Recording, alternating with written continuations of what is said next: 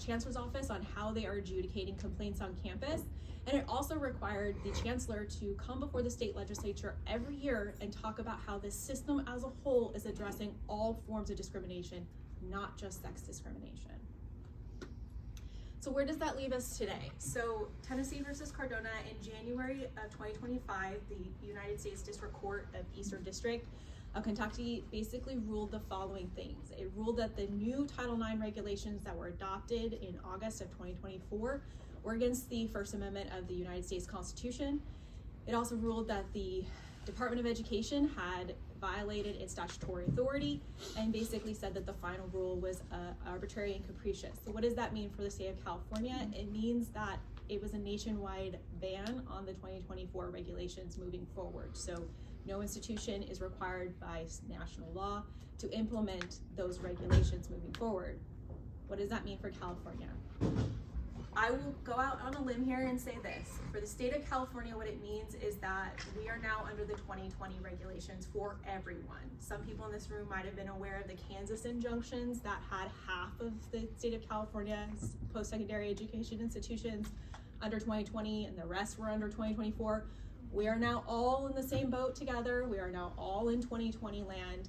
However, it does mean that the Sex Equity Act stands. It means that for certain procedures, yes, you have to follow Trump's regulations. However, we have state law that provides additional protections to students on campus and employees for that matter. It does return us to live hearings and specific types of due process procedures for specific type of complaints, but not for all complaints.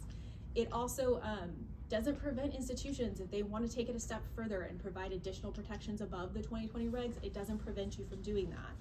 So where are we moving forward from here? The state of California is going to introduce a bill this year about the pregnancy protections that were in the 2024 regulations. We felt like the additional protections that were provided to pregnant students was important and something that we want to see in state law.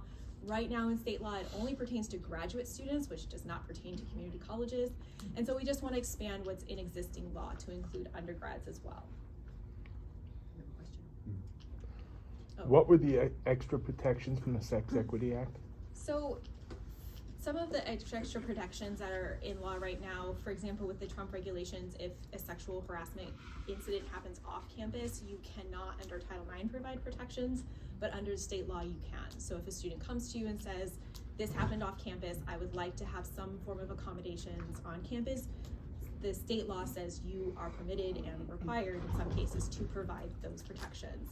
Also, there were certain definitions of what constituted sexual harassment that were not included in the Trump regulations that are included in state law. Such as? Certain forms of sexual harassment for LGBTQ+ students. They are required by state law, you are required to provide accommodations for them. Whereas under Title IX, you don't necessarily have to. The stance of the state legislature moving forward is that we are really relying on the Attorney General's office at this point. We have been told that they are prepared and ready that at any point, if they feel like the Trump administration has overstepped or understepped, that they will begin